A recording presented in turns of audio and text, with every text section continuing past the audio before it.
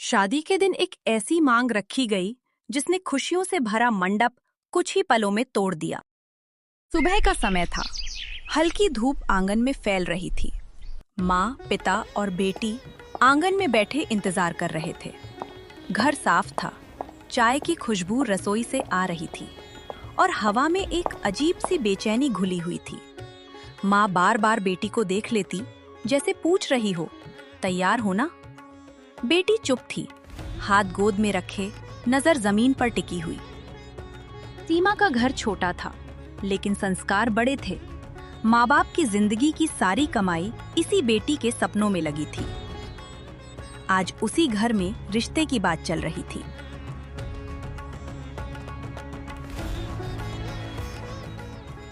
लगता है बेटी शर्मा गई। लड़का सरकारी नौकरी में है। आजकल ऐसे रिश्ते आसानी से नहीं मिलते। हम लोग सादे हैं, लेकिन बेटी को दिल से रखेंगे। दिल अपनी जगह है, पर गाड़ी नहीं तो कम से कम 5 लाख तो बनते हैं। ये शब्द नहीं थे, ये कीमत थी।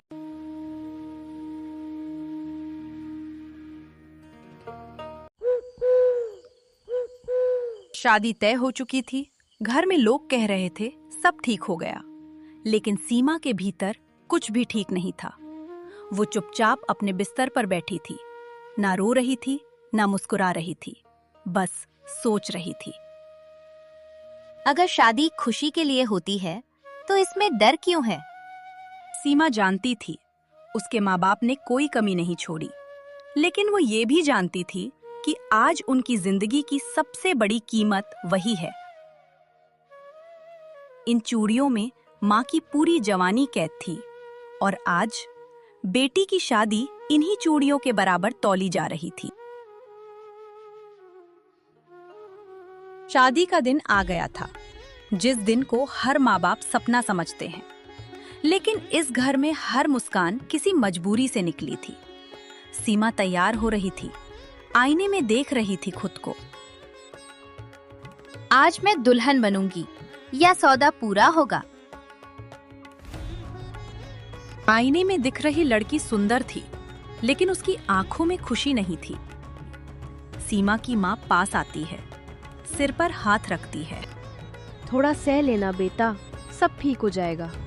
माँ झूठ नहीं बोल रही थी, वो बस खुद को समझा रही थी।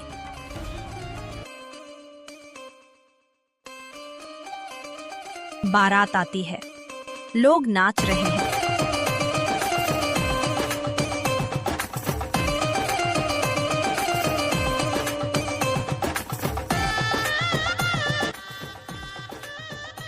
बारात धूमधाम से आई थी। नाच, गाना, शोर सब कुछ था, लेकिन इस शोर में एक बाप की धड़कन दब रही थी।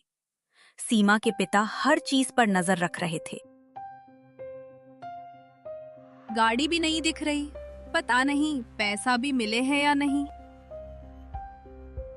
ये सवाल नहीं थे, ये याद दिलाने आए थे कि आज इज्जत की कीमत पूरी देनी है। लड़के का पिता चारों तरफ देखता है। बात कुछ और हुई थी, समधन जी। उस एक वाक्य ने सारी खुशियां जमीन पर गिरा दी।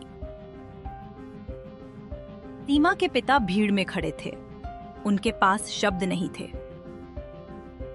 थोड़ा वक्त दे दीजिए। उस पल वो बाप नहीं थे, वो बस एक मजबूर इंसान थे। सीमा दूर से सब देखती है, बेटी सब समझ रही थी, और यही बात सबसे ज्यादा चुभ रही थी। वो लड़का सब देख रहा था, हर शब्द, हर चेहरा। अगर आज चुप रहा तो जिंदगी भर गलत के साथ रहूंगा। उसे सिखाया गया था बड़ों की बात मानना, लेकिन आज उसका ज़मीर कुछ और कह रहा था। लड़का आगे बढ़ता है।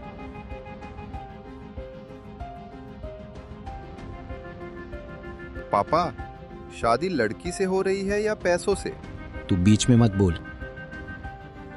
अगर दहेज जरूरी है तो मैं ये शादी नहीं करूंगा। ये शब्द बारूद की तरह गिरे। मैं सीमा से शादी करूंगा, बिना किसी दहेज के। अगर ये मंजूर नहीं तो ये विवाह यहीं खत्म। कभी कभी एक सही फैसला पूरे समाज को आईना दिखा देता है। सीमा की आंखों में आंसू, माँ बाप की आंखों में राहत। तो विवाह प्रारंभ किया जाए। हाँ जरूर। ओम नमः शिवाय, ओम नमः शिवाय, ओम अंबिकाय नमः। सप्तपदी के दूसरे चरण में विवाह जीवन शुरू साथी हुआ, के साथ सुख, बिना समृद्धि सौदे के, और स्वास्थ्य की बिना प्रतिज्ञा शर्तों के। आज एक लड़की नहीं बिक रही थी, आज एक रिश्ता बन रहा था।